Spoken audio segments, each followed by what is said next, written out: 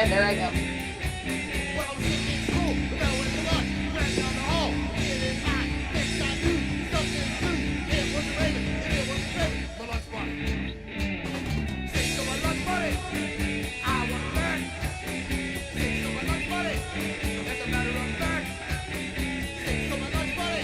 Taking a long time to get. There it is. Well, good afternoon, everyone. Welcome to Rainy Nights, this segment of my YouTube channel where I interview inspiring personnel and personalities, whether they be motovloggers, vloggers, or just interesting people. Today we have Devilish Aengel. I'd like to say hello. I think she just lost her audio. I think I lost her. Can you hear me now? Oh, I just had her. It was so good. Well, hang on, people. I swear I just had her. We were having an interesting conversation.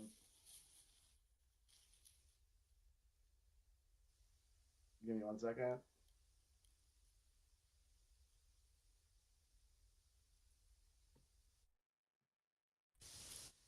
Well, like Gma said, what would it be if you didn't have technical difficulties? I just lost her again. Who'd you lose? You! There you are. You lost me? I did. You're back. Hi, how are you doing? Good. How are you? We're going to pretend that first part didn't happen. We're going to start over. Welcome to Rainy Nights, this segment of my YouTube channel where I interview other motovloggers and motorcycle personalities. If you haven't been here before, I'm your host, Rainy Rider. Today I have with me Devilish Aengel. Say hello. Hey, how's it going? All right. So we're going to roll through these questions. If you have any answers you want to splurge from, this is your show. You can talk about whatever you want to. So we're going to start with the basics. We're going to get into this and try to loop the wheels of communication, and we're going to shoot off in every direction we can. So where are you from and what do you ride? I am in Olympia, Washington, and I ride I have 2 Triumph Cruisers. I have a Speedmaster and a Thunderbird. Why Triumphs? You know, they just fell in my lap. They just fit like a Cinderella slipper. They just fit me, and I just fell in love instantly. I'll buy that. So how long have you been riding? Since about 2009. Okay. So do you consider yourself a fair weather rider or rough rider? Now I know you're up in the Pacific Northwest. You don't get a lot of choice, but do you wait till there's good weather to ride, or do you say, hey, I'm in the PNW, I'm going to get out and just tear it up because it's here and I can? Both. I think at the beginning when I was really, really gung-ho, I was like, I don't care if it's raining, I'm gonna go ride. The older I've gotten, I'm like, I don't really want to ride. I don't need to ride today. But yes, in the Pacific Northwest, you got to be prepared for ride and cold weather. You know, the girls are out riding today, and then it's a little chilly, but you know, you got to do it. I think Gma told me that she was going to get out and ride today as soon as this was over. So maybe she should stop by your place and motivate you, get you out of your shell. Yeah, that would be great. In the chat today, let's see who we have here. We'll start with the fairness. So Loose Juice, I was first one in. Diana Pillion Style, Whiskey Chaser, ADZZ Adventures is in today. Journey of Jerry came in to say hi. Right on. Who else? Whiskey Chaser came in. Always a fair guy. My dude, my fellow sophomore in the world of seniors. So let's start with how did you get into motorcycles? Oh gosh, you know, my dad rode dirt bikes and stuff, and then I was brainwashed into thinking that motorcycles were dangerous, and I didn't want to do that. But I kept gravitating towards them. So we have a Olympia toy run every year, and I would go even when I didn't have a bike yet. I just wanted to go. I had to be there. And then my ex-husband decided to buy me a motorcycle instead of an engagement ring, which was great. Like that was fair. And then it came down to I realized that I loved riding motorcycles more than I wanted to be married. So kept the bikes and got rid of him. I did that with my first wife for a bunch of other reasons, but yeah, I kept the love of motorcycles and not the love of her, so that was good. That's fair. Yeah. Gma says you need no encouragement to get out of your shell, and I have been through your Instagram, and I agree. Yeah, I haven't always been that way. My friend Michael, I think, is the one that brought that out of me mostly. It started back in, I think, 2018. So now, yeah, you're right. I don't. I think it's also comes with age, being, now in my 50s, and I've earned the right to just not give two shits. Yeah, I think when you get into your 40s, you start caring about what you think about yourself more than other people do, and you start enjoying yourself more than you enjoy other people. Right. So Gma says, kept the bike, got rid of him. Smart choice.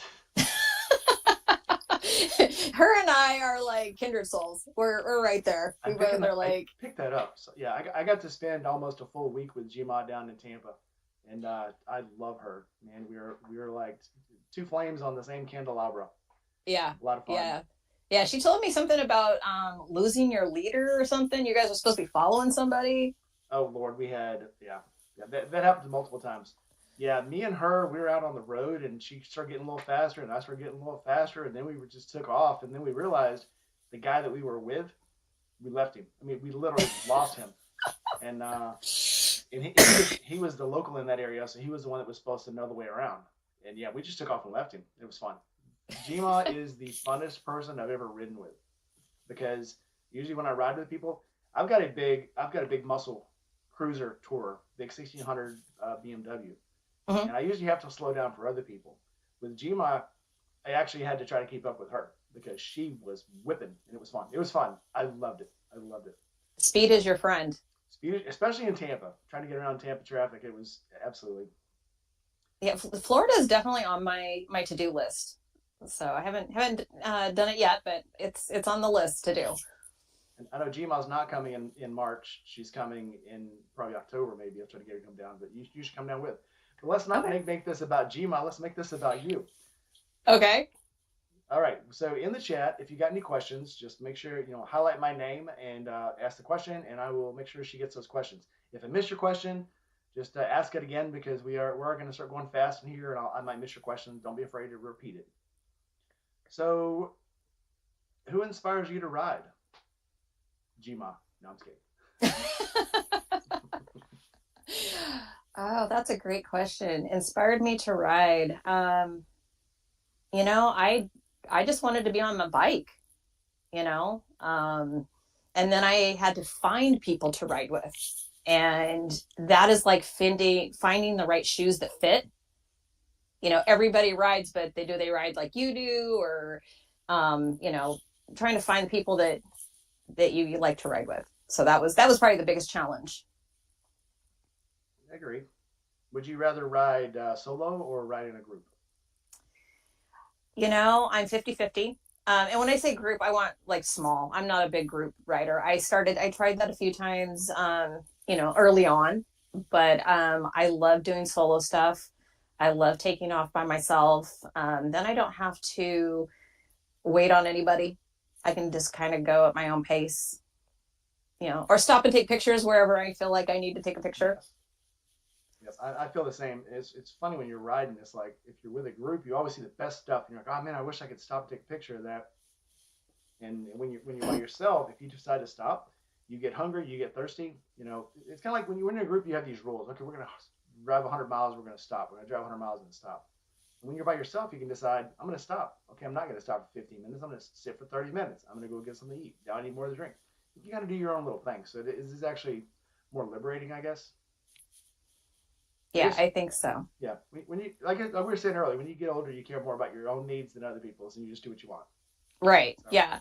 Yeah. I definitely like smaller groups, 3, 4 people, it's just easier to manage, I think, too. And personalities. I mean, yeah. I don't know what it's like in the male realm as far as group riding, but when you get, a group of independent female motorcycle riders, attitudes and personalities can have a tendency to clash.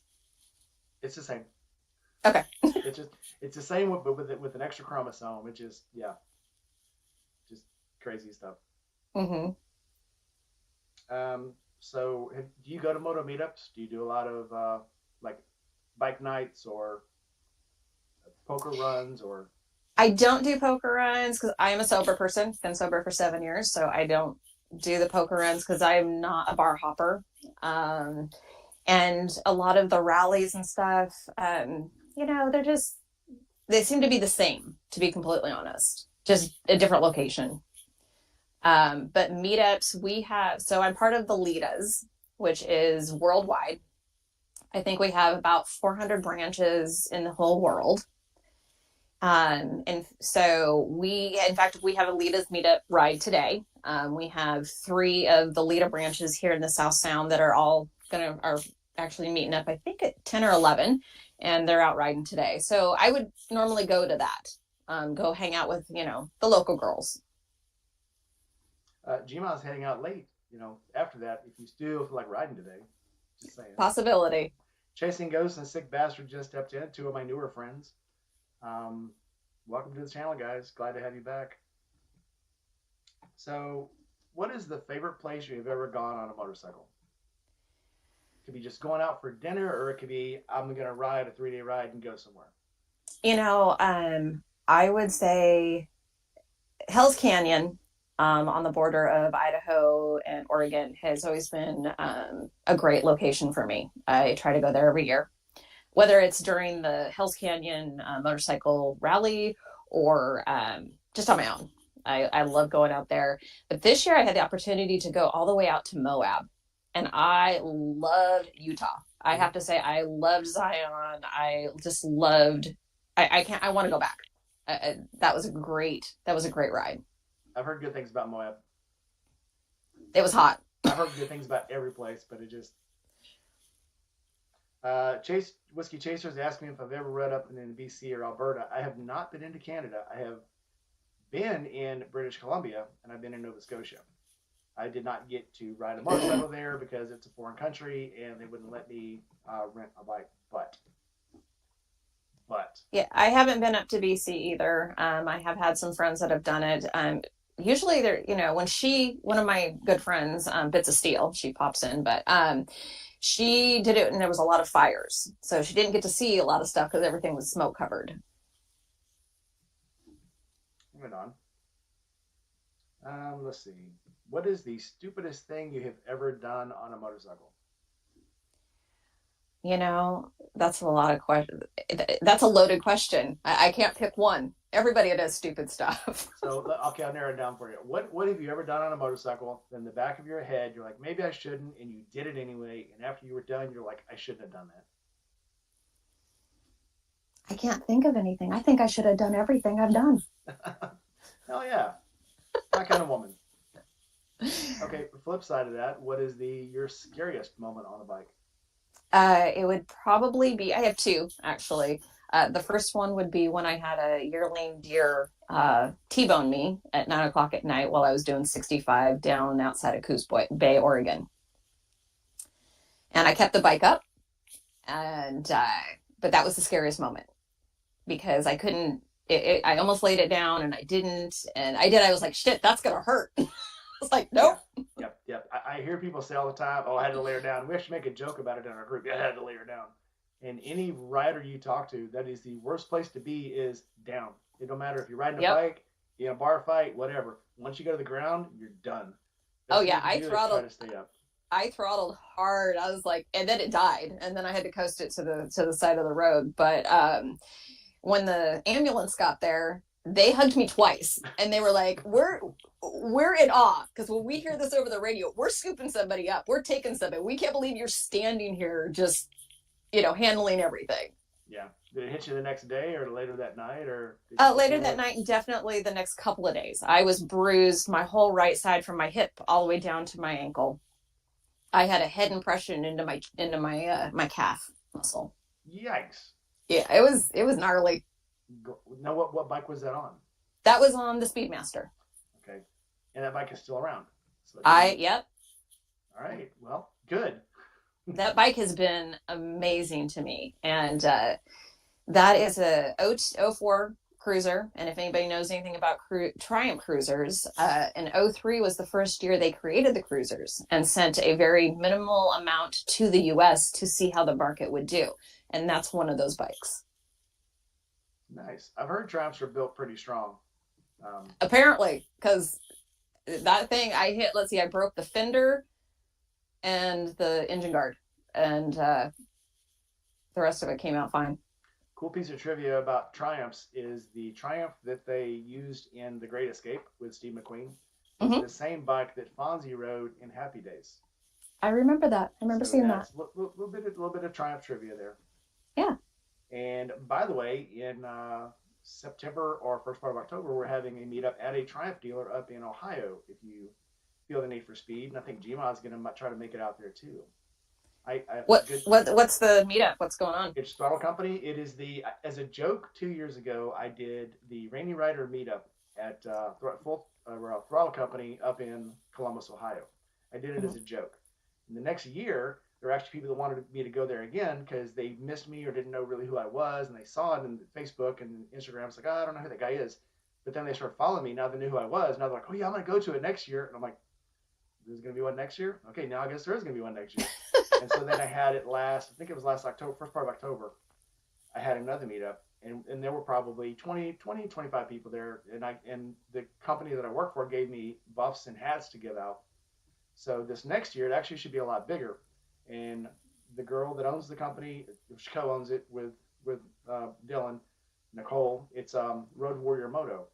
She lets us ride motorcycles. We do test drives because she loves any excuse to get out and ride a bike. She's on it. She's for it.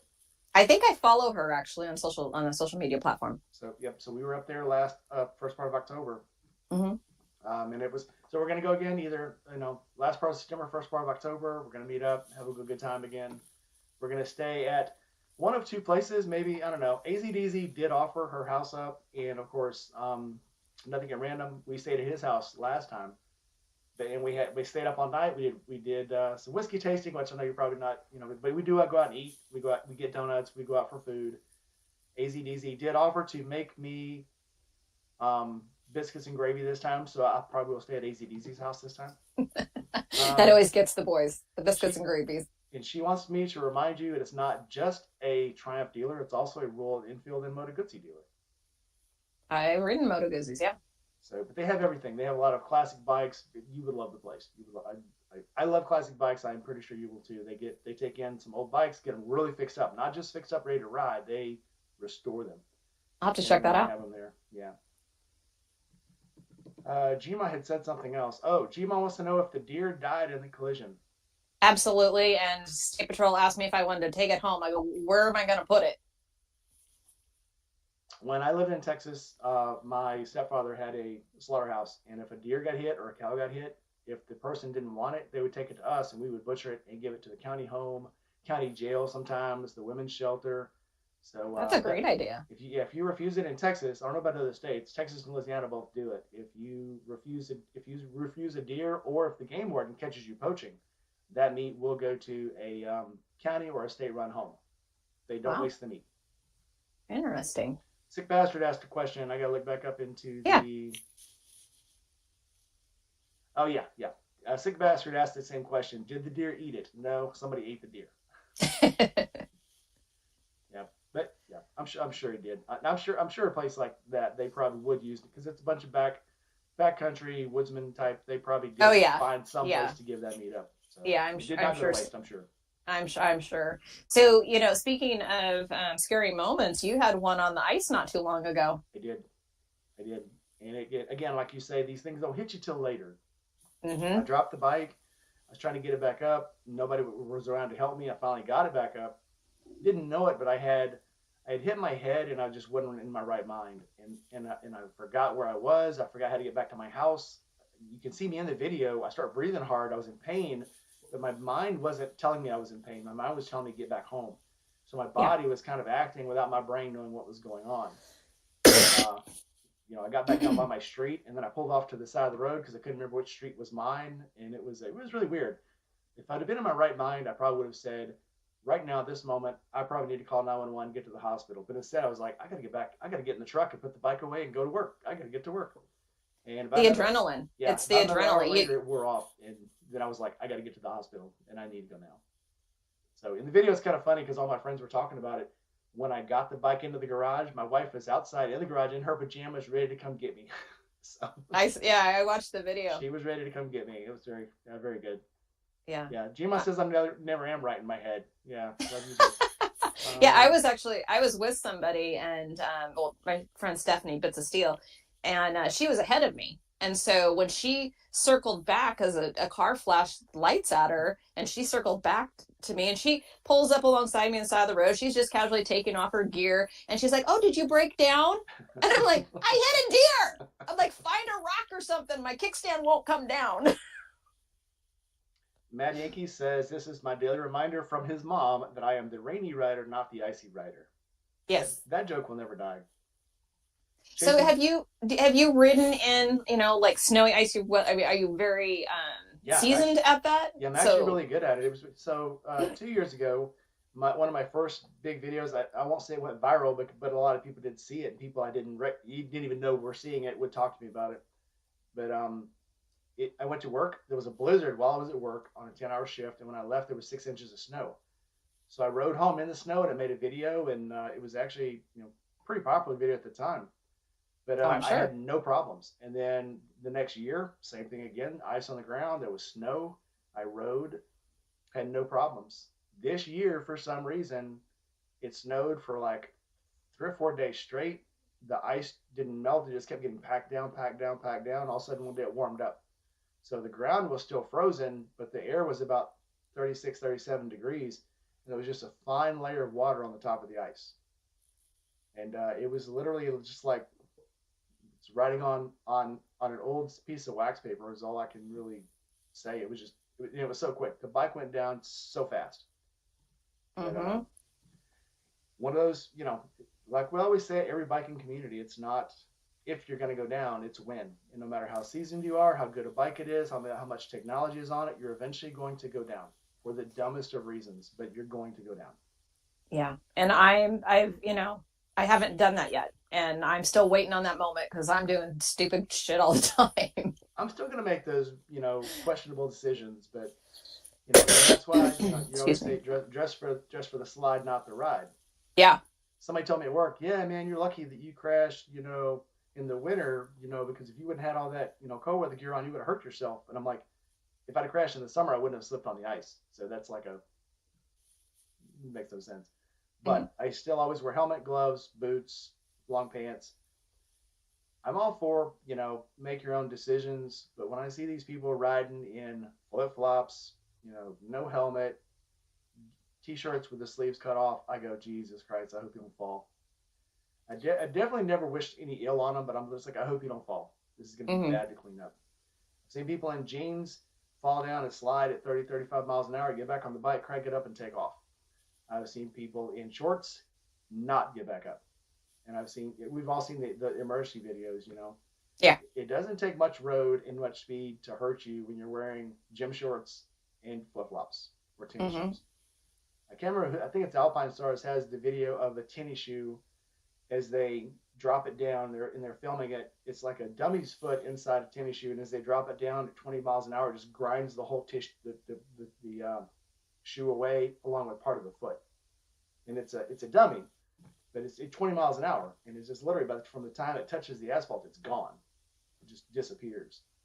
So I'm a big advocate of riding with good gear. Again, in the summer you've got to make some adjustments to your wardrobe, but you've got to ride as safe as you can for the conditions. So Agreed.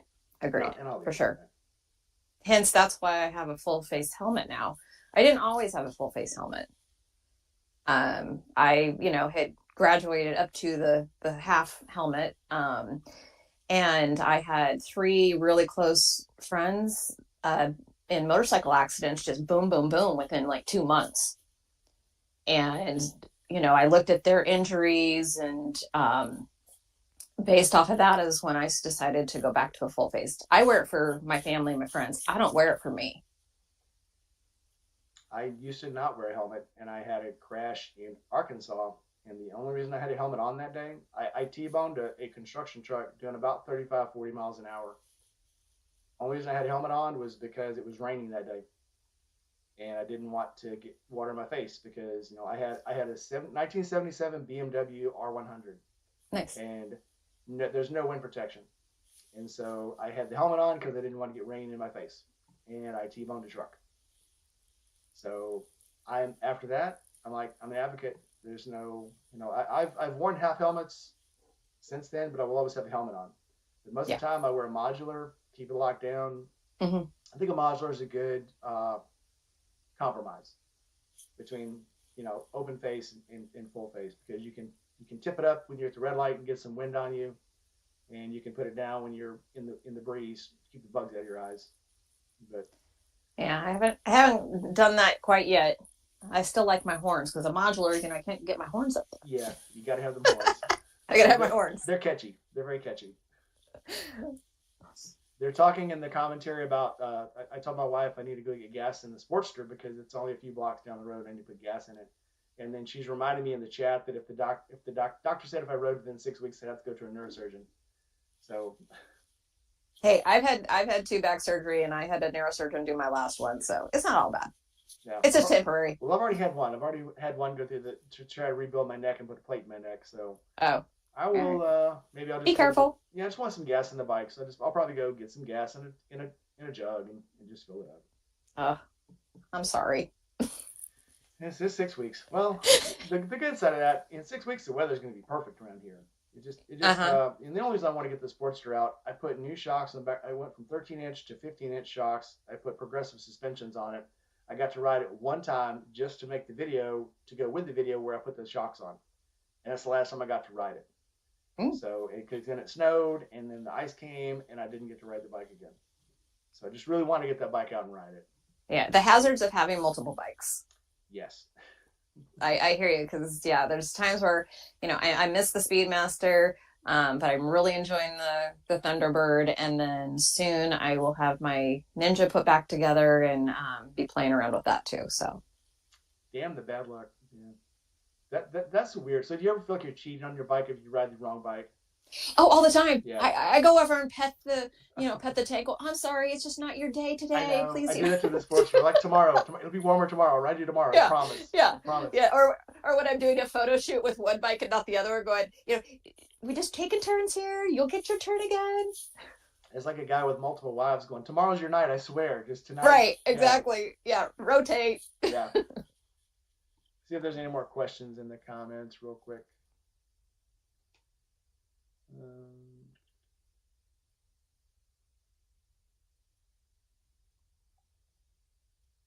All right, we're still rolling along. All right, our next question. Mm-hmm. If there's any of these bring out something you want to take a detour on, this is your show. You can talk about anything you want to. So don't let me stop you. Talk about anything you want to talk about. Uh-oh. You just opened up a whole can of worms. Remember that I'm monetized now. I need to keep my money. All right. So what has been your favorite part of writing? I would say the meeting new people, the interaction, different locations that I've gone to. But mainly it's just meeting really cool other female writers. I go to some meet female meetups like Babes Ride Out, Dream Roll. I'm going to Rocky Mountain Roll this year. I'm in Montana, and it's just supporting and just seeing how these women are doing great things, in the biker community, because it wasn't always that way. Yeah, I wish I could go to the Rocky Mountain Roll. I've seen that. The first time I heard about it was probably 2 years ago, and I actually got to meet Amanda Zitto at Forgotten Angels. And then I thought it was like a closed deal, but then the next year she sold tickets, and this year she's selling tickets. I wish I could go to that, but man, that's far away. I'll use my PTO just getting there. Yeah, my PTO would just be riding. I met her at one of the first Dream Rolls. She had was just starting her YouTube channel. She was just starting all of that stuff, and watching her grow her business as far as the moto world and her artwork and this event. I saw her last year at the One Moto show in Portland, and we talked about that. I said I love how she has turned her passion into a job and an income, and I'm just so proud of that for her. Yeah, I like to see that. That's all of our hopes. All of us who are into motorcycles, we want to make our whole lives around motorcycles because we enjoy it. Mm-hmm. One of those things that I think Ford said, if you do something that you love, you'll never work a day in your life because you'll be doing something you love every day. Yeah. Gman saying stop told me to stop whining. There's 11 tickets left.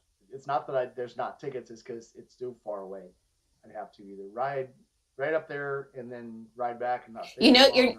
Or you're talking to a woman who has ridden all over the I U.S. know she She's has not me going to too. take that as an excuse. That's Well, not going to yeah, work. well, she doesn't work anymore. She can just say, "I'm just going to take off and run and be on the road for how many days was it? 40 days on the road, I think, last Yeah. October." But yeah, I she know, said, because like this summer, I'm trying to plan a trip out to the Steel Cowgirl meetup in July, and it's like I only have so many days of vacation. Like I'm not, I still have to work, and it's like I want to ride out there, but I'm thinking I'm gonna have to fly and rent a bike. So, but I "Yeah." really want to ride. If I can make it happen, I'm gonna ride. Gma wants to know what plans do you have this year? Are you going to Mount St. Helens again? Well, Mount St. Helens's road is washed out still. That happened last year, and so it's very limited. I think what she's asking, am I gonna do another Michael Memorial ride? And probably that's probably gonna happen. I know that Brian Lang of the Abate, he always does the Mount St. Helens ride in May, the the annual one. He's like you, Michael, is he actually started out with just, I think there was like 30 of us in the third year, and now there's like 1,000 bikes that show up every year. I've just been, again, another one of those things that I've enjoyed watching it grow, Very and cool. people come together for a common thing. So That was very cool. I'll ask you that question again later, so you have to have a different answer. That was just for Gma. okay. All right. What has been the most frustrating part of riding for you? I would say other people's stereotype opinions. Um, when people come up to me and go, "Oh, is that your bike?" Well, who else's do you think it is? Or um, just the stereotype of people, men thinking that women don't ride or don't know anything about bikes, and um, I think that's the most irritating part is the old school people. I think the stereos ring on every level, and everybody just catches their part of it. So with Yeah. women, it's the guys who come up to them and go, "Oh, is that your bike? Is that your boyfriend's bike? Is he letting you ride your bike? Oh, can you ride that? Can you touch the ground?" And with guys, it's like, "Oh, you think you're so bad? Oh, you're on a Harley? Why don't you have a Harley?" I'll ride the BMW out. People are like, "Oh, why don't you ride a Harley?" And then if I ride the Harley out, people are like, "Oh, you're one of those Harley snobs that only ride Harleys." And it's like, you can't win. It's like the story about the man and the woman with a donkey. So the man and the woman are leading the donkey, and somebody goes, "Wow, how stupid! One of you could be on that donkey instead of walking." So the guy puts his wife on the donkey, and they're walking, and somebody goes, "Oh, that's just like a woman to play like she's weak and not be able to walk." So then the woman gets down, the guy gets up, and somebody else walks by and goes, "Oh, that's just like a man to make a woman walk." And it's like, well, maybe we'll just both get on the donkey. And then they both get on the donkey, and somebody's like, "Oh my God, that poor donkey." So you can't please people. Yeah. It does get easier when you get older. We've talked about this. You get older, you don't care about what people think. You just do your own thing, and you just be happy. So Yeah. ignore the naysayers. Just do what makes you happy. Exactly. Bleak Ride stepped in. Hello, Hmm. Bleak. One of my favorite storytellers. If you've never followed Bleak, he tells fantastic stories about murder, mystery, and motorcycles. He does a Ooh. very good video cast. If you haven't seen him, look him up. It is very cool stuff. Love you, Tell them Bleak. to send me some of that. It's very cool stuff. Yeah. I'll send you some links if you want me to afterwards. Okay. Yeah. Um, so now we get back to this. What's your plans for the new year? What kind of things do you have planned to go to? Where do you want to travel to? Any new bikes in order? You said you're going to get your Kawasaki back on its feet. So Well, the Kawasaki, there's a story there. So that's one of the things I want to get done this year. So my friend Michael passed away from colon cancer back in November of 22, and he left me this bike. Well, after a week after he was diagnosed, he was up at Mount St. Helens and he blew the engine. So after he passed away, he left me the bike, and so I had to buy a new engine, and we're in the process of putting it all together. And so that's definitely a goal, is to get that up and running and back on the road. The next thing is yes, I'm going to try to go to West Virginia for the Steel Cowgirls meetup, and then I'm going to Montana for the Rocky Mountain. It's just a lot of different rides. I want to get out of Washington State, you know, more miles. Oh yeah, yeah. That was the best part of my motorcycle trip for me, was when you went from making day trips, riding to work, riding for, out to someplace a couple hours away, to riding to the next state, making a 12-hour trip, making a 16-hour trip. Mm-hmm. That's when it just got fantastic for me, and just then it wasn't that motorcycle was a part of my life. Motorcycles were my life. It was like, this is what I base myself around, because this is what gives me my freedom and my love and my joy. And then being able to spend it, being able to share that with my wife and go places, and that's even much better. She had her own bike. It wasn't her thing. She just rides on the back with me now.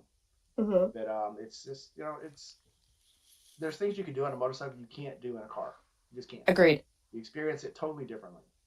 Yeah. So fantastic. Well, and that's the thing is, when I was dating my current boyfriend, he rides. Like, that was the right off the back. Like, I'm like, okay, and we together have, 5 motorcycles. So, we're all about bike life. A true love story. It is. Yes. There's a lot. There's a bigger story there, but yes. It's funny to watch these people who ride motorcycles and then they talk about their spouse, whether it be a man or a woman who doesn't ride. And there's this emptiness in their eyes. Mm-hmm. It's like, because you go to these campouts, you go to these trips, and they're like, oh, where's so and so? Oh, she didn't want to come. He didn't want to come. Well, he doesn't ride. She doesn't ride. Well, she thinks this is stupid. And then you see them meet somebody that rides, and their entire thing changes. They look so much more happier. There's a light in their eyes, and because they have something to share. So it Yeah. just totally changes the perspective of everything. Well, and that's exactly what happened in my last marriage. Was he didn't get it. He didn't get. He wasn't a natural rider. That was the other thing, is that he crashed like 3 times, and he just he didn't get it. He didn't get the passion, the love, the desire. He didn't understand that I was constantly out on the bike. He just didn't understand it. Yeah. Chasing Ghost says bikes that are left alone in the garage tend to breed. Yes. They are totally multiplying, because I know I'm going to at least get 2 more. Whiskey Chaser wants to know, what's the fastest you have ever ridden on a motorcycle? About 125. That's fair.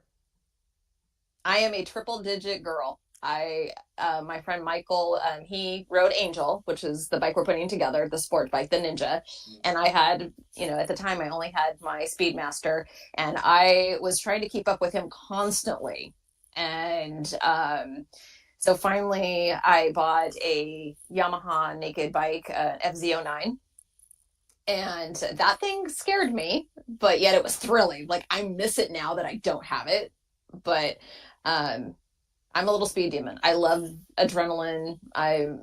Yes. Very cool. Maybe so that whole thing about bikes in the garage by themselves, maybe that's what I should use for my wife to let me ride, because I'm never closer to buying another bike than when I can't ride. Because it makes me want to look at other bikes. It makes me want to see every bike. And that's literally when I need another bike because I can't ride right now. So, and I've been looking at all these bikes. I'm still going down to Harley. I'm still doing the videos of all the new 2024s. And there's other bikes there, though, that are just so gorgeous, and I want to buy them. And they're used bikes. One of them was from with the 99. The other was an 04. But I just want another bike because I can't ride one right now. It makes every bike to me look like I want it. Yes. Well, it's like shoes for some women, or men. You can't have just one pair. You got to have more. Like, I know I want an Indian. I know I want to get another naked sport bike. I'm an enthusiast. It really doesn't matter. Yeah, I'm looking for an ADV bike. But along the way, as I'm looking for an ADV bike, I keep seeing other bikes. Oh, that would be Mm-hmm. good too. That'd be nice. Mm-hmm. I've never had an '80s Harley. I need that. Oh, there's an old '70s CB750. I need that. And Yeah. so just when you're looking, you see everything. It's like going out, a single person going out of the town, going to a club. Every woman they meet looks attractive. Right. Right. So And for at least for me, what fits? That's the other thing. Like I look at something and go, yeah, that's not going to fit. I'm going to struggle with that. same thing I with want, bars. Yeah, you know, I don't want to have to do a lot of modifications. I want something I can just hop on and go. yeah, I understand that. Yeah. Let's see. What is our next question? Go ahead, guys. Go ahead and throw your questions down in the comments. We're rolling along here, having a good time. Uh, so, if someone were to come up to you and say, "Hey, I just finished the MSF course. I've rode this 250 for a while. It's getting too small for me. What kind of bike should I get?" What would you tell them? What would your advice be? My advice to a brand new rider is don't get anything more than a 750. To go sit on different style bikes to see what fits you. But start out with something like a 500 or a 750. Don't jump up any higher than that. But get something that fits. Okay. Fair answer. If you could go anywhere on a bike today, starting anywhere, ending anywhere, you could start in Europe, you could start in Africa. Where would you go, and what bike would you ride? Well, I have been following the Dubai Litas on social media, and I would love to go ride with them. And I don't know. I like I said, I would like an Indian. I would like to. Indians is what I'm kind of gravitating to right now. But who knows? I didn't think I was going to like my Yamaha as much as I did. So it, I really don't have like the ideal bike. We'll see what fits. We'll see what at the time. I don't know. Okay. And where There's would it so be? many out there. Too many decisions. So would you want to ride in Dubai? Is that what you would want to ride? Yeah. Or? Yeah. So when I was stationed overseas in Kuwait, there's no speed limits after 10 p.m. at night, and they're already breaking the speed every hour of the day anyway. But there's Mhm. literally at night you'll see races because all there is in Kuwait is highways that are 4 lanes wide that go straight for about 50 miles at a time, and then you have the rings around Kuwait, but they're still large rings. I would see guys on motorcycles racing, and you don't even see them go by you. You just see this blip of red streak, and they're gone. That So just makes me smile. yeah, they're doing in excess of 160, 170 miles an hour. Mm-hmm. The cars are doing 110, and they're literally passing you like you're on the highway and trucks are passing you. That's what it feels like. When a 400-pound motorcycle flies by you, you're in a 2,000-pound truck, and they make your truck wobble when they pass you. They're flying. Mm-hmm. But I would want to ride there just where I could have a straightaway, where I could go as fast as I want to and not have to worry about a thing in the world. Absolutely. Unless there's just a sandstorm. That throws me. Oh yeah, I can't imagine. I mean, I don't like riding in the wind. I hate fighting the wind. Well, when they have sandstorms there, the dunes start to cover the road, and I've seen guys hit dunes in the road going about 120 and just fly off the road in a truck. Wow. I can't imagine what it would do to a motorcycle. Yeah. I've seen parts in the road when I was in Kuwait from crashes. You can't even tell what the vehicle used to be, which is pieces of plastic and pieces of steel and pieces of aluminum just twisted up. You can't even tell how big the original vehicle was. But somehow I still want to do it. Mm-hmm. Go figure. I'll wear a helmet. Yeah. And a suit. Yeah. As long as you don't film it, it didn't happen. That's what. Yes. All right. Next question. All right. Have you inspired anyone to ride or wrench on their own motorcycle? Absolutely. Yes. That's all I can say. Okay. I'm about. I mean, being part of the Litas, we're all about mentoring and educating. One of the first things I tell some of the new riders: know where your battery is. Know your basics. Your spark plugs. How to change your oil. If you need help with something, we have lifts. Like we'll help you because you're going to get out on the road and something's going to happen and you're not going to always have somebody with you, and you need to know how to do it. I mean, I remember going to the first dream roll and somebody their battery died, and I pulled out my jumper cables.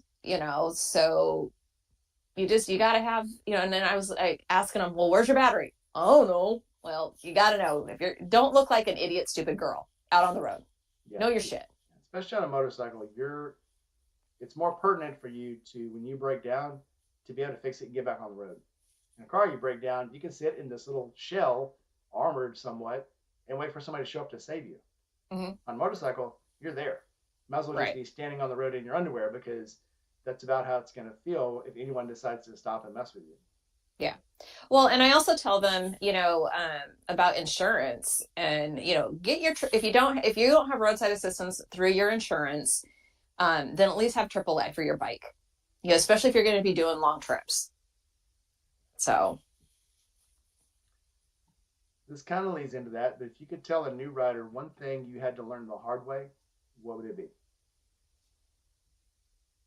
how to pick up your bike. In the Oh, ice. yeah, in the ice. Well, mine's been gravel, like trying to get traction in gravel to pick up a bike. You know, that's the hardest thing. Yep, I agree.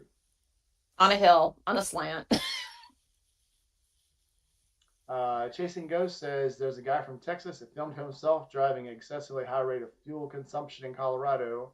Now he has warrants for his arrest. That would be. I know they're starting to use a lot of YouTube and Facebook stuff to prosecute people, but I don't think speed is one of them because it doesn't stick. Actually, they have here in Washington on the west side. There was a cop that actually told one of our friends that, hey, we can see how fast you're going, and you might want to not post those, or be more aware. Yeah, they don't stick in court very well. So let's talk to Shade Tree. They tried to make a big deal about him filming himself driving really fast. One of the things the courts say is people have actually, and I've seen these videos where people try to drive really fast, but they'll post the pictures or the videos and speed the videos up like they're driving faster than they really are, and they actually fake it out. So video is a very hard thing to hold in court unless it's Well, it's showing the speedometer. That's the thing. It's like if it's showing your speedometer, you're not. Yeah. It's too easy to fake. So, and plus that also goes against your Fifth Amendment. You can't self-incriminate yourself. Oh, If it's something that you filmed, they can't use it against you. And if you got a good that's lawyer, good to know. he can stick that. If you got a bad lawyer, I mean, if you don't have a lawyer or you just believe everything they tell you, hey, we can hold this against you. Okay, fine, then I'm guilty. Here, let me pay my fine. If you have a good lawyer, you can fight it. Mm-hmm. Anyway, yeah, 150. That really is child's play for some of these guys that ride. Yeah. Gma says he was doing 150 in the article. It's it's sensationalism. That's what makes people go, oh my god, this 150, oh my god. And there's been times I've hit 120 just getting on the interstate by accident, just trying to get ahead of traffic. On the BMW, Yeah. yeah, absolutely. Yeah, it just because next thing you know, you're just flying. It is Mm-hmm. literally funny little thing of information. So these was it Battle of the Baggers? They don't let other bikes in except for the Indians and the Harleys because they're so similar. They don't let the metric bikes in there. They don't let BMW for sure. It is the fastest touring bike in the world. Trust me. If you don't believe me, come to the camp out. I'll let you ride mine. It is stupid fast. It is stupid fast. So, but yeah, they like to have that, hold that down, do a lot of restrictions, just like NASCAR does. Cars will go a whole lot faster than the cars in NASCAR do. But there's a point where it just gets unfair because one company or one technology will get better than the others and they don't share it. Then you have one car that just leads everything. Mm-hmm. Honda did that in the early 2000s with their motorcycles during MotoGP. And then next thing you know, they're trying to limit what everybody can do on their bikes. So if you've ever been to a drag race, they'll disqualify you if you run faster laps. And they only let you do like a couple of miles an hour more than you did during your trials. If you go faster than that, or if you break a 10, then they have all these extra rules they got to throw on you. They go, oh, well, you didn't have the right size roll bar. You didn't have this on your engine. You forgot to put a plate in there. And they'll actually disqualify you if you're going faster than they think you should be going. It's a really weird thing. Power sports have gone to crap, honestly, in the last 20 years. It's not even fun to watch anymore. I still like to go watch people like Moore's Mafia, More Mafia when they do it. He runs unlimited bikes, and on those drags, if you run the race, you run the race. And those are fun to watch. You know, if you've never been on More Mafia, he's got a bike called Melania. It's a yellow drag bike, and it's a fantastic bike. But anyway, we're off track. Sorry, I do this. I squirrel. We all do. All right. What is one thing people may not know about you? Well, if I said it, then everybody would know. Oh, fine. Keep it to yourself. Keep your secrets. I'm gonna gatekeep that one. I'm gonna Okay. gatekeep it. Gatekeep it. If you could buy any bike right now, but you had to own it for the rest of your life, you wouldn't have to ride it every day. You just have to own it for the rest of your life. What would it be? I don't know. I don't know how to answer that. Fine. Gatekeep it. I don't care. I don't, because there's so many different bikes out there that I haven't seen them all. I don't know. I gravitate towards European bikes. How's that? All right. Just give me one. Give me one. I don't know. I think BMW makes some great bikes. Triumph makes some great bikes. I don't know. It just depends my mood. Okay. Sorry, I don't know. Good enough. What would yours be? Oh, the R18. Okay. The new R18, the Transamerica. Mm-hmm. Absolutely. It's the R18 version of the bike I have now. Okay. And it's not as powerful. It's definitely not going to be as fast, but that's the bike I want right now. I miss the old. This is the fourth BMW I've had, and all the other three have been the horizontally opposed twins. And there's something about a twin that just changes everything. And an opposed twin feels absolutely different than everything else. So I do want to get, and this one's a flat six. It's an inline six. Okay. And it's all power, but I want the feel of that twin, that opposed twin again. There's just something about that. The vibration of the engine, how it makes you feel when you throttle it. It's something special about a twin. Okay. That's all I have to say about that. All right. What bike would you want to ride just once, knowing you could never afford it or ride it again? So it's a bike that you could only get on once. You could ride it, but once you got off, you could never get back on it again.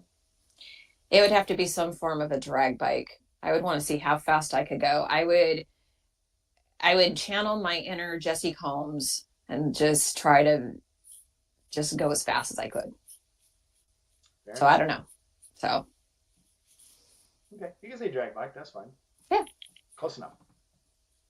If you like drag bikes, if you go to camp out and you got to ride Matt's bike, 9 wheels on 2 wheels, has a night train, a V-Rod. And that is the scariest bike I've ever ridden for a variety of reasons. One, it has no front brake. Oh, well, shit. Yeah. Well, I'll clarify that. It has no front brake about a third of the time. And it's a perfectly running bike, but something about the front brake, and this is with all of the V-Rods, all the night trains, or not the night trains, the V-Rod blackout bike. Something in the bike, it was supposed to have some kind of anti-dive in the brakes, locking the brakes to the front shocks. They put the valve in, but didn't link them. So sometimes when you squeeze the front brake, it releases all the pressure off the front brake, and you have no brake. Sometimes you go to squeeze it and it has all the brakes. You just don't know when it's going to happen, when it's don't. And when it happened to me, I was running up to a red light while I was behind a truck. And when I went to squeeze the brake, there was no brake there. Luckily, I always go, when I go to a red light, I never parallel up on a car. I always come to the one side or the other. And so when I went to lose, I didn't have any stopping power. I shot off to the left. So the woman in the car was freaking out, and you could see her in the mirror going, and I was like, sorry, my fault. Oops, my bad. Oops. Yeah. Night rod. Okay. That's it. All right. But anyway, yeah, it was a fun bike. So ask Matt to ride his bike. He will absolutely let you. He'll let anybody ride that bike who's brave enough to try it. Okay. Just remember, there's no front brake. Okay. Noted. All right. So what is your toxic trait? You sent that to me, and I even asked some of my friends, and they're like, I don't know. That's a tricky one. What's yours? That I squirrel. Squirrel. I'll start, and it's a horrible thing I do because I like to run my mouth. I've done it since my mother used to say I was a social butterfly, and other people have called me worse things. But I'll start talking, and then I'll scroll to something else, and I'll scroll to something else, and then about 10 minutes later into the conversation, I'm like, "What was I talking about?" Yeah. To some people that's entertaining, and to some people that's very frustrating. It's probably frustrating to people that you've been around for 20 years that no, you're just going to do it whether they stop you or not. But Gma says you don't have any toxic traits. You're sweet as honey. Aww. So here's a question. What did she say or tell you about me that encouraged you to want to interview me? Like I'm curious because I've only known her for a couple years now, and I met her through the Warrior Angels. They were doing their photo challenge scavenger hunt, and that's how I met her. But yeah, so what did she tell you? Like what did she? Yeah, Okay. tell me about that. She said you need to interview this girl. She's just like me. Aw. She's very interesting. And so, Gma, I love Gma to death, man. She's like, Mm-hmm. she's a spirit animal. Yeah. And so when she said she's just like me, I literally, and it's true, talking to you is just like talking to her. You have Oh, all these awesome. experiences, and you have an awesome background, and you do interesting things, and you have a lust for life, and you want to taste more life. So, Mm-hmm. yeah. And so when she said that, I was like, oh, this is going to be a good interview. I got to get her on. Well, that's sweet. And she was true. She didn't lie. It's true. Yeah. Yeah. Gma says, wait, I didn't say sweet as honey. Hey, I have horns for a reason, right? Yeah. Somebody wants to link to your channel. You're just starting your channel. So, I am. but yeah, we'll definitely in the comments later. We'll make sure you comment and add your link to your YouTube channel. Mm-hmm. You can look it up. I got to watch your practice, so Yeah. it was fun to watch. Okay. But, yeah. So yeah. I think because Devilish Aengel, like I mentioned, has two E's, one in the front and one in the back. So that's where most people they can't find it on Spotify or on YouTube. But yeah. If you would have done two A's instead, it actually would have looked like horns. Well, actually, this name was given to me. This Okay. wasn't something that I picked. It was given to me. Blake Ride says these interviews make the community a little smaller and a little more familiar, or a little more known. It brings people together. It does. For sure. It's cool. It makes people friends. When you can talk like this, and I say this about all the people I've interviewed. There's been people that when I interviewed them, I didn't know them rarely mm-hmm. at all. Mm-hmm. And you feel like after you're done, you're really friends and you understand each other and you've communicated. I wish more of the world would do this. Just sit down, two people, and talk about Agreed. what they have in common, what they have in difference, and how those things, it just makes the world a smaller place. Yeah. It's like a lot of people have said this. Once you start talking to someone, you realize you have more things in common with them than you have different with them. Absolutely. And I believe that's the whole world. The motorcycle community has been good to me. It has become a huge family. Everything I've needed, somebody in the community, whether it's on social media that I've never met. In fact, the girl that did my logo and stuff, I've never met her in person. Steel Cowgirl that I'm going to interview tomorrow, never met her in person, but we have been social media sisters since almost 10 years, I think. So, yeah, I just love the community the motorcycles bring people together. Yep, it actually is. Somebody that I interviewed, Red Rider up in Canada. She's literally right across the border from you guys, from you and Grandma. Okay. Gma. Mm-hmm. When I didn't know her very well, I was just going through trying to grow my channel, and I'd done probably 10 people that I knew, that I had met, and that I actually had been with, rode with, drank with.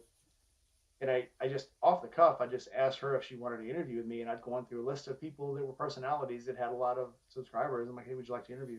She pops in, oh yeah, that'd be so cool, that'd be great, yeah. And when I interviewed her, she was such a normal person, and she again had a lust for life, loved motorcycles, loved doing things, and we're still friends. We message each other all the time, and we'll comment on each other's videos, and it's like we've been friends our whole lives because motorcycles a lot of the time is the key that binds people together. It's the chain that holds you together. It's a different breed of people. Yeah. yeah, it takes a different breed. It's a smaller little section, but I think once you realize you have things in common with people, whether it Hmm. be motorcycles or cars or Chevys or whatever, Hmm. once you figure out that you have something in common with people, it makes you think that person is a lot like me, you know. Hmm. So Yeah. not all people are like that, but I think probably the majority are. Right. There was a question in here somewhere. Oh, so when are you gonna interview Gma? I believe we are scheduled next Friday or this coming Friday. So yeah, in about a week. All right. Make sure you share it on. I'll give you a link to my Discord where you can share it in the Discord because I have a section on Yeah. there for. I think I'm on your Discord. I haven't gone in there yet. Okay. That's a platform that I haven't branched into yet. It's fun to talk to people on Discord and plan Okay. things, especially planning rides, planning the charity things, putting That's your what I've videos heard. up Yeah. where everybody can see them. It's That's a what I've cool heard. little thing. It's a cool little tool to use for the Yeah. biking community. Okay.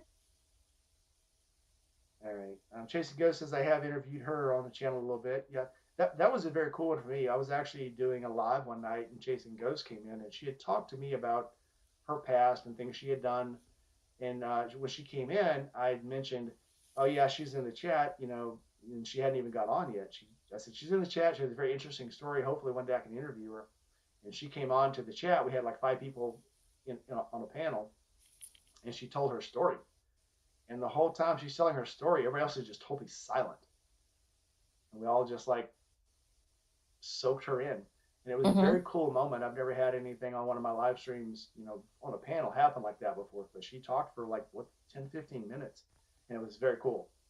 Right And on. and that's something that you don't see a lot of. So I do want to get Right. her on for a full interview someday because it'd be very cool. But Yeah. it's fun. All right. Of all the people you've ever known, alive or dead, what person would you like to ride motorcycles with? Jesse Combs and Neil Pearl of Rush, the drummer. Very cool. I saw his two of his bikes actually in the AMA museum in Ohio, Okay. and Did you ever read his book, Ghost Rider? I did. I think I have this somewhere. I love Yeah. books about motorcycle riders and the spirituality behind them. Yeah. And I love like following the map of all the places that he went and yeah. So. I have a book called One Man Caravan, and it's about the son of the man who founded Mack Trucks back in like the Okay. early 20s. And he went to a party one night and was bragging and boasting and got drunk and said, "Yeah, I could ride a motorcycle around the world, no problem." And the next morning, a guy in town that owned an Indian dealership delivered an Indian to his house and said, "Okay, you got 5 days." And he's like, "What?" But the book is about him making the bet and then riding around the world. And it's a very Wow. interesting book if you've never read it. I actually told Whiskey Chaser I have the book. I was going to try to get it for him. Mm-hmm. You see it on Amazon. They have it. It's on Amazon too, but I actually have the paperback. It's a very Mm-hmm. interesting book. I'd put it right up there with Zen and the Art of Motorcycle Maintenance as far as books about motorcycles that also lead you through life. There's so many life experiences that are motorcycle eccentric, but then not that you can actually associate with. It's a very Mm-hmm. good book. Anyway, see, I get off track so easily. No, motorcycle books is a whole subject and topic. There are a couple of there's some female writers that have done around the world as well, and one was on a BMW, and she's from England, I believe, and she came and talked to us, and she told us about all the different countries that she went through and how to get all of the visas and the passes and everything. And it's a long process. Was it Kinga? Kinga Tanajuska? She's from Poland No. originally, but she's No. from Australia. No, it's someone. I'm drawing a blank, but I'll find, because she came to our it was our ride in Astoria. Flock to the Rock. That was the event. Flock to the Rock. It was during May for the International Female Ride Day. It was a whole weekend, but she came and spoke to us there.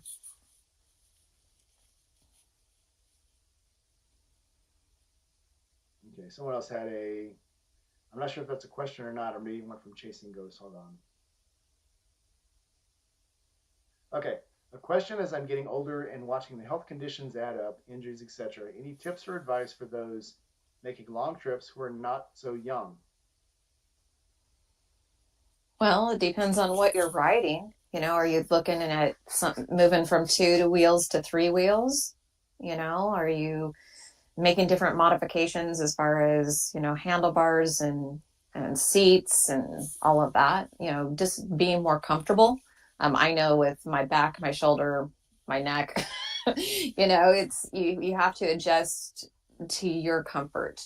Um, just don't give it up. Keep going. Yeah, I have noticed she tries not to act like she's young, but Kinga Tanajuska, her YouTube is called On Her Bike, and she has been wearing a crash collar uh, on her on her jacket to actually hold her head more in place to protect her neck. Mm-hmm. And it was originally because she was doing a lot of off-road riding, and then she started wearing it all the time to actually help her head rest as she's riding Mm-hmm. anywhere. Mm-hmm. But yeah, that's just cool little things you learn as you ride more that make your ride better. Last night on our live stream, they were talking about a guy that I work with, I'm friends with.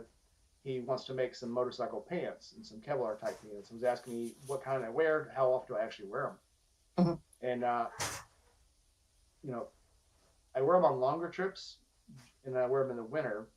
But I wear them when it's even warm because the padding in the hips actually will help me support my hips and my back a little better. Just that stiffness makes the ride better for me. And it's things a young person might not even notice or realize. Probably wouldn't help them at all. They just think that it was, oh my God, this keeps squeezing me and it's so comfortable. And then Mm-hmm. when you get older, those tight things that hold you in place actually help you. Helps your Yeah, posture, that was helps you. one that was Yeah. one of the things that Gma and I had talked about.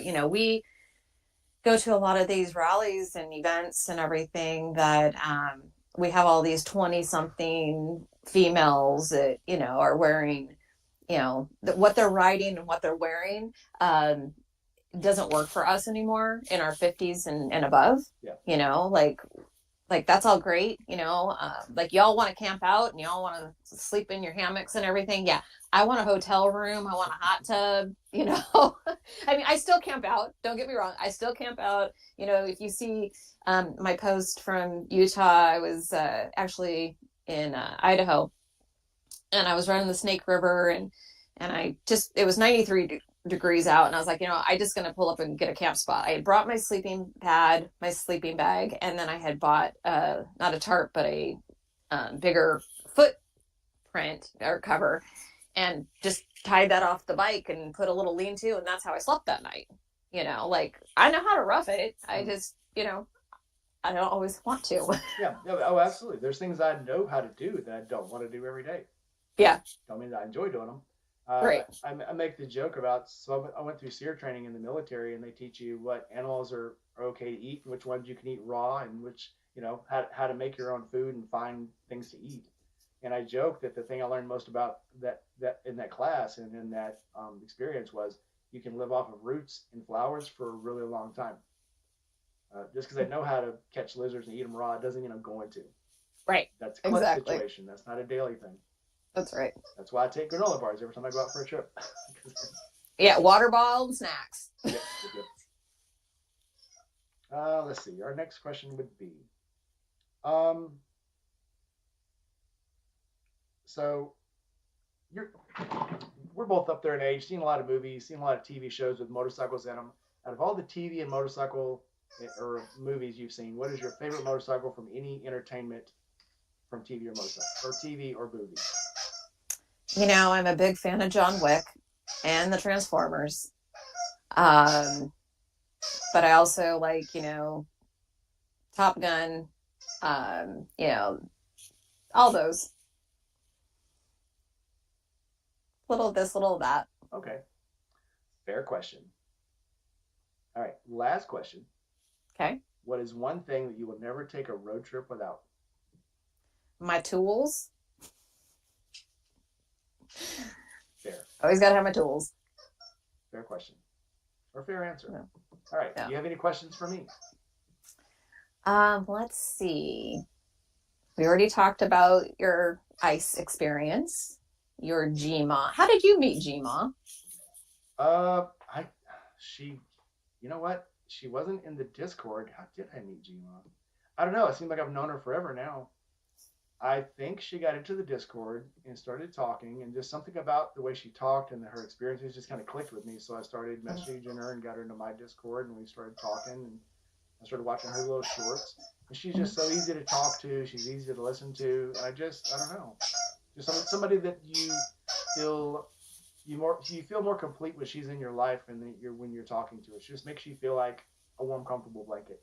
And I'm sure there's Yep. probably people that don't feel that way about her around her, but I think those are people that are closed minded. She's very loyal. She's is loyal. Yep. Yep. So, yep. Yeah. Love her to death. I have a feeling she's going to show up at my house. She's probably on the way now. Do you She's mind probably on the at way. Her house? I don't know. I'm trying to think if she's been here. We usually meet, at different locations, so I don't know if she's been here. I've been to her house, but yeah. So, what would you suggest as far as me starting out with my YouTube and doing the podcast and stuff? What tips or suggestions do you have for me? Do what you like. Okay. People in YouTube, and I see this a lot. They get on the YouTube and they're fake. Mm-hmm. It's hard to keep a fake persona up. Be yourself and do the things that you actually enjoy. If you get on, and the first thing that comes to my mind is Yami Noob. Yami Noob knows nothing about cruisers, knows nothing about Harleys, and after all his people left him because he fired them, he started trying to do Harley content, and you could tell he was not into it. He's not into doing his own maintenance. He's not into doing Harleys. He's not into V-twins. He's just a sport boy. He's just a sport bike boy. And you could tell it's something he wasn't into, and his channel has suffered for it. He's still got a lot of viewers, not as much as he had when he had people on there that actually didn't believe in what they were doing. Yeah. And you can tell even other creators, if they're doing something that's foreign to them and they're just trying to act like they're excited about it, you can tell. Mm-hmm. And when people come back to the channel, it's like, well, that's not you were saying last time. That's not how you acted last time. Well, that's not what I seen on there before. People want to see things consistently. And I say, do the things you like to do. If people see it and they don't like it, that's fine. That's not for them. But if you do what you like and you're excited about it, the people that are like you and the people that enjoy the same things you do, every time they come back to your channel, it's going to be the same thing. So just keep being the same person. Don't change. Yeah. I don't know how to be fake. I only know how to be real. So that will be easy. I think that people ask me, what is my channel going to be about and all of that. Sorry for the squeaking. I have a 4-month bloodhound puppy that has woken up and played with his toys. That's fair. So, but, for me, it's motorcycles, it's the photography, and also being a Gen Xer. We just look at things differently. And, I think that with social media, videos and photography is just part of it now. Mine's a little different, twisty and a little spicier, but it's fun. It's being creative, and I never know what I'm going to come up with. Yeah, you come to my channel. Sometimes I'm going to be motorcycles. Sometimes I'm going to be working on motorcycles. Sometimes it's food. Sometimes it's going out to eat. Oh, food. That's right. You cook, don't you? Yeah, I cook too. What is your go-to meal? Like, what is your forte? Or breakfasts. I think breakfast, because when you get up in the morning, there's not a big hurry to get things done. You can take your time. My favorite thing to cook, my favorite quickie thing to cook is pancakes. And I'll make apple pancakes, strawberry pancakes. I'll make, I like to put fruit in the stuff. I like to make crepes. But my favorite thing to make, and it takes a long time, is a thing called an apple baby. It takes a little more time to make it. So it's actually a Dutch food item for breakfast. So basically, you take an extremely hot cast iron skillet. You heat it up to about 450 degrees. You make your batter up. Your batter has to be warm. And you take the skillet out, you pour it into the skillet, shove it back into the oven for about 18 minutes.